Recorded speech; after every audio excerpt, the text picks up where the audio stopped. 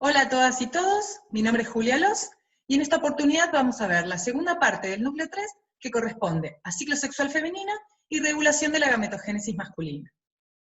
Como sabemos, las mujeres experimentan cambios cíclicos regulares durante la edad fértil, es decir, desde la pubertad hasta la menopausia. Durante estos ciclos sexuales se producen cambios sobre todo el organismo, pero los más evidentes ocurren a nivel del aparato genital. A continuación lo vamos a ver en detalle, pero básicamente en cada uno de estos ciclos se produce la liberación de una gameta desde el ovario, y entonces el útero comienza a prepararse para un posible embarazo. Si el embarazo no ocurre, se produce la menstruación. Definimos entonces ciclo menstrual como el periodo comprendido entre el primer día de una menstruación y el primer día de la siguiente menstruación. Por lo general, estos ciclos duran 28 días. Sin embargo, puede variar y durar desde 21 días hasta 35 días. Estos ciclos están regulados por hormonas. Hablamos aquí de un eje hipotálamo-hipófisis gonadal. ¿Cómo es esto? El hipotálamo, a partir de la pubertad, comienza a sintetizar y secretar de manera pulsátil, es decir, en forma de pulsos, una hormona llamada hormona liberadora de gonadotrofina. Esa hormona actúa sobre la hipófisis y hace que ésta libere las gonadotrofinas, que son la hormona folículo estimulante, o FSH, y la hormona luteinizante, o LH. Estas gonadotrofinas, a su vez, actúan sobre el ovario, es decir, sobre la gónada femenina, y regulan sus dos funciones principales, que son, por un lado, la producción de gametas, es decir, la gametogénesis, y por otro, la producción de hormonas esteroides, es decir, la esteroidogénesis. Estas hormonas comprenden los estrógenos y la progesterona, y van a actuar sobre diferentes órganos blancos, entre ellos el útero. Para ubicarnos un poco, el aparato genital femenino está formado por órganos externos y órganos internos. Los órganos externos, en conjunto, reciben el nombre de vulva y se ubican delante del perineo. Estos comprenden el monte del pubis, los labios mayores, los labios menores, el vestíbulo y orificio vaginal, el meato uretral y el clítoris. Los órganos genitales internos se ubican dentro de la cavidad pélvica y comprenden los ovarios, las trompas de falopio, el útero y la vagina. De estos órganos, los que más cambios van a experimentar durante cada uno de los ciclos sexuales son los ovarios y el útero. Observamos aquí el corte del ovario de una mujer en edad fértil. ¿Cómo sabemos que se trata de una mujer en edad fértil? Bueno, porque podemos ver folículos en diferentes estados de maduración. Es decir, si observáramos el ovario de una mujer antes de la pubertad, veríamos únicamente folículos primordiales, o sea, el estado inicial del desarrollo folicular. Sin embargo, en la pubertad comienza a formarse una reserva de folículos primarios que es mantenida gracias al suministro de folículos primordiales. Luego, en cada ciclo sexual, un pequeño grupo de estos folículos primarios, un grupo de aproximadamente 15 a 20 folículos, es seleccionado para comenzar a crecer y madurar. De esos folículos, solo uno va a alcanzar la madurez total, es decir, solo uno va a formar el folículo de Degraf. Ese folículo se conoce como folículo dominante. El resto de los folículos va a degenerar. Esta primera etapa del ciclo ovárico, en la cual ocurre entonces el crecimiento y la maduración folicular, se conoce como fase folicular. Hacia la mitad del ciclo, es decir, al día 14, si estamos hablando de un ciclo de 28 días, se produce el colapso del folículo dominante. Con el colapso lo que ocurre es la expulsión del ovocito desde el ovario, es decir, la ovulación. Luego de la ovulación, en principio, el folículo colapsado se llena de sangre y forma una estructura denominada cuerpo hemorrágico.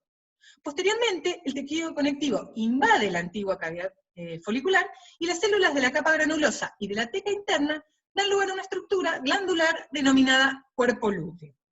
Este cuerpo lúteo secreta tanto estrógenos como progesterona. Como vimos, en la mitad del ciclo se liberó un ovocito. Este puede ser fecundado o no. Si el ovocito es fecundado y se produce la implantación en el útero, el cuerpo lúteo no solo permanece, sino que crece y forma el cuerpo lúteo del embarazo. Si el ovocito no es fecundado, el cuerpo lúteo degenera y forma el cuerpo albicans, esta estructura que está formada por tejido conectivo. Esta segunda etapa del ciclo ovárico, entonces, en la cual se forma el cuerpo lúteo, se denomina fase lútea. Por lo tanto, los cambios cíclicos en el ovario comprenden dos fases, la fase folicular y la fase lútea, y entre ellos ocurre la ovulación. Como dijimos antes, los ciclos sexuales están regulados por el hipotálamo, el cual libera la hormona liberadora de gonadotrofina, que actúa sobre la hipófisis y hace que ésta libere FSH y LH. La FSH es la hormona principal encargada de inducir el crecimiento de los folículos durante los primeros 8 a 10 días de la fase folicular. Durante esta etapa también se produce la selección del folículo dominante, es decir, el folículo destinado a ovular. Luego, durante las etapas finales de maduración folicular, interviene no solo la FSH, sino también la LH.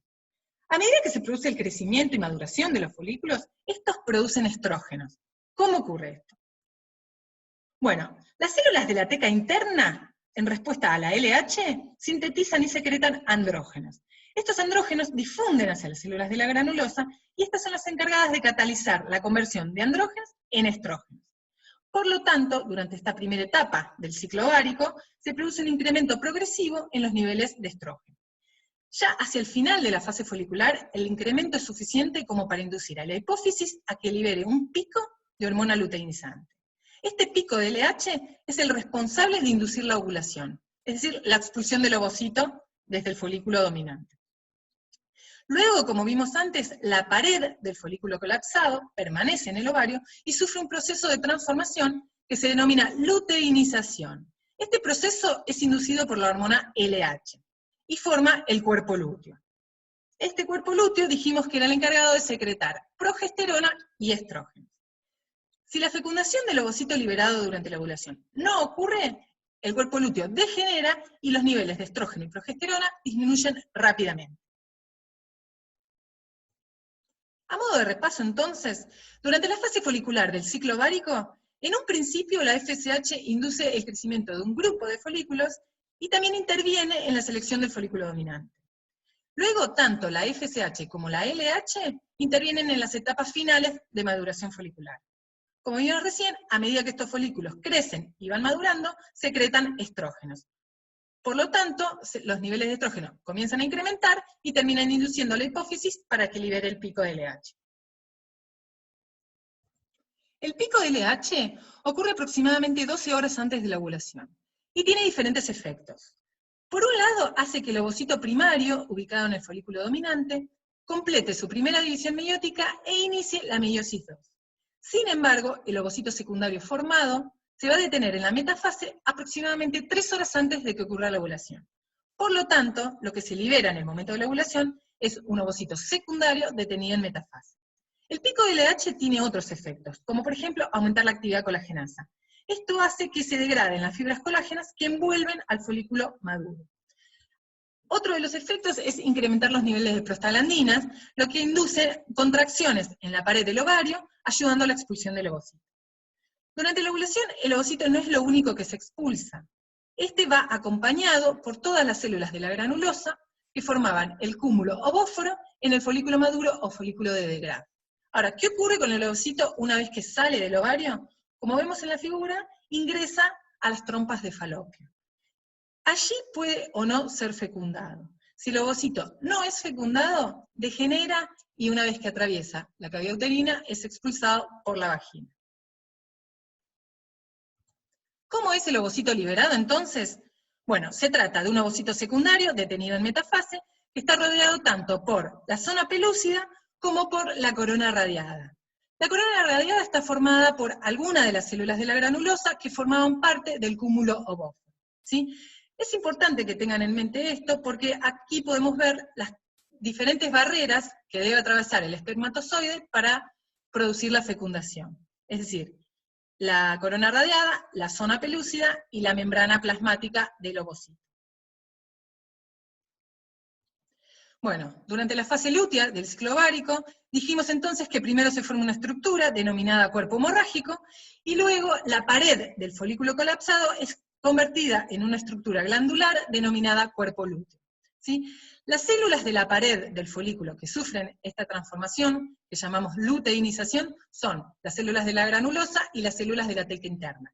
Durante este proceso lo que ocurre es que estas células se agrandan, se llenan de lípido y adquieren un pigmento de color amarillo denominado lipocromo, ¿sí? Por eso el cuerpo lúteo también se conoce como cuerpo amarillo. Luego, el cuerpo lúteo, si no ocurre la fecundación, degenera y se convierte en lo que denominamos cuerpo albicans.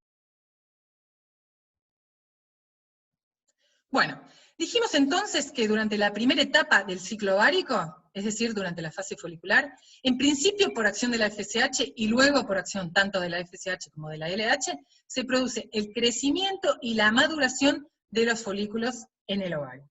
Durante esta etapa, desde la pared de los folículos se sintetiza y secreta estrógenos. Por lo tanto, hacia el final de la fase folicular, los niveles de estrógeno se elevan. Este aumento en los niveles de estrógeno estimula a la hipófisis para que libere el pico de LH. Fíjense que ese pico también va acompañado por un pico mucho menor de FSH. Este pico es lo que desencadena la ovulación, ¿sí? Como vimos, lo que queda de la pared del folículo colapsado en el ovario sufre un proceso de transformación, que llamábamos luteinización, que es inducido por la hormona luteinizante, la LH, y forma el cuerpo lúteo. Esta glándula es la encargada de secretar estrógeno y progesterona, ¿sí? Vemos acá cómo se elevan los niveles. Si no ocurre la fecundación del ovocito que se liberó durante la ovulación, el cuerpo lúteo degenera y los niveles de estrógeno y progesterona disminuyen rápidamente. Bueno, ahora nos vamos a centrar en esta primera parte del gráfico, la de arriba, que habla del ciclo ovárico, y luego, ahora vamos a hablar del ciclo menstrual, y luego vamos a ver cómo las hormonas liberadas por el ovario regulan el ciclo en el útero. El útero humano suele definirse como un órgano hueco con forma de pera. Este órgano se ubica en la cavidad pélvica entre la vejiga y el recto. Anatómicamente podemos diferenciar dos regiones. Una región superior, grande, que denominamos cuerpo, y una región inferior, más cilíndrica, que denominamos cuello o cérvix. A su vez, la pared del útero está formada por tres capas. La capa más interna se denomina endometrio y corresponde a una mucosa. La capa media se denomina miometrio y corresponde a una capa gruesa de músculo liso, y la capa más externa se denomina perimetrio y corresponde al peritoneo. De estas tres capas, la que más cambios va a experimentar durante cada uno de los ciclos sexuales es el endometrio. Es por ello que el ciclo en el útero se conoce como ciclo menstrual o ciclo endometrial. Como podemos ver en la figura de la derecha, el endometrio está formado por un epitelio, que en este caso es cilíndrico simple, y una capa de tejido conectivo subyacente.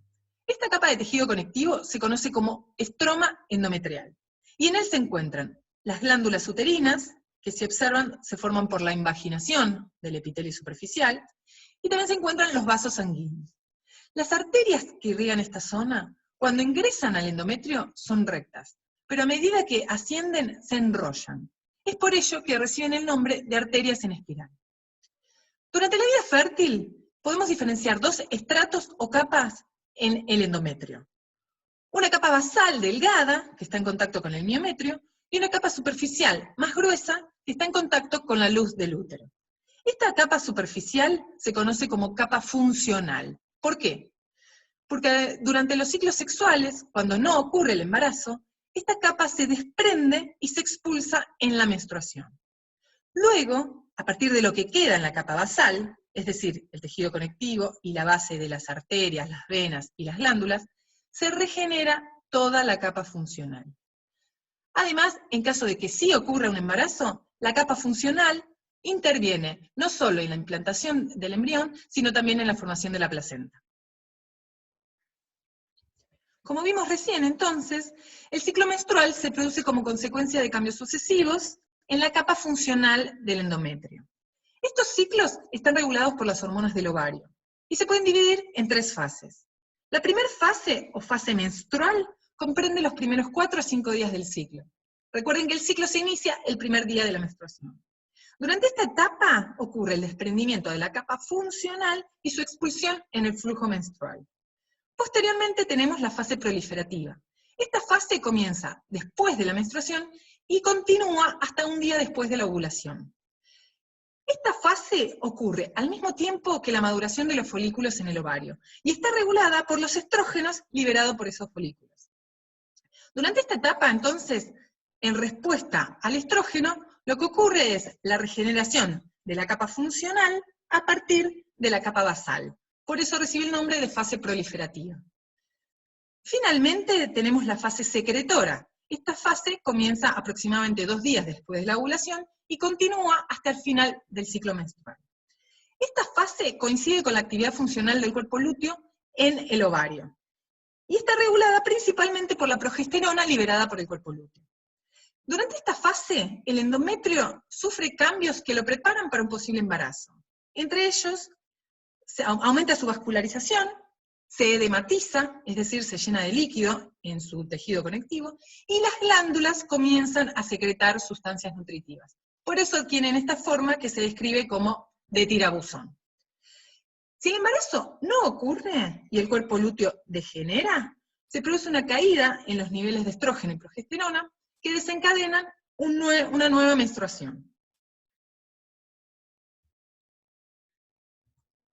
Bueno, retomamos esta imagen entonces para ver ahora cómo está regulado el ciclo menstrual, es decir, el ciclo que ocurre en el útero.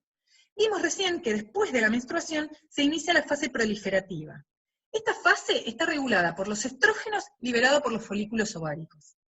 Posteriormente, aproximadamente 2 días después de la ovulación, se inicia la fase secretora.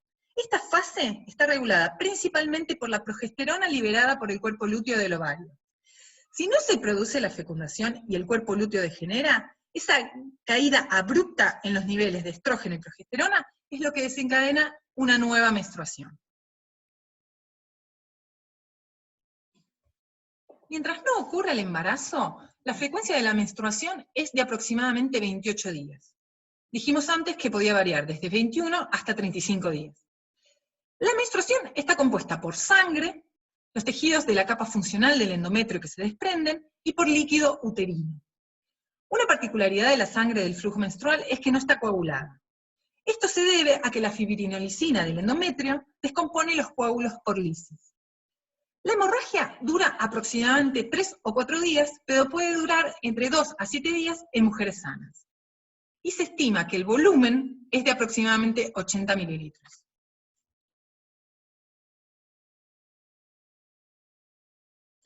Como ya dijimos, la duración de los ciclos puede variar, desde 21 días en los ciclos más cortos hasta 35 días en los ciclos más largos.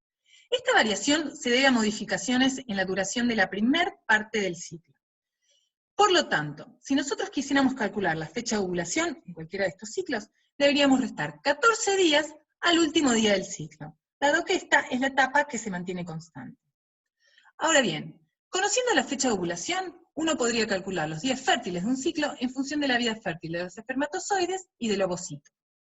Considerando que los espermatozoides pueden sobrevivir hasta 7 días en los genitales femeninos después de un coito, deberíamos considerar como fértiles los 7 días previos a la ovulación.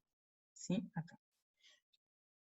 Asimismo, considerando que el ovocito tiene una vida fértil de 24 horas, deberíamos incluir en los días fértiles hasta un día después de la ovulación. Es importante considerar, sin embargo, que este cálculo, que incluye desde 7 días antes hasta un día después de la ovulación, es válido únicamente si se trata de ciclos regulares.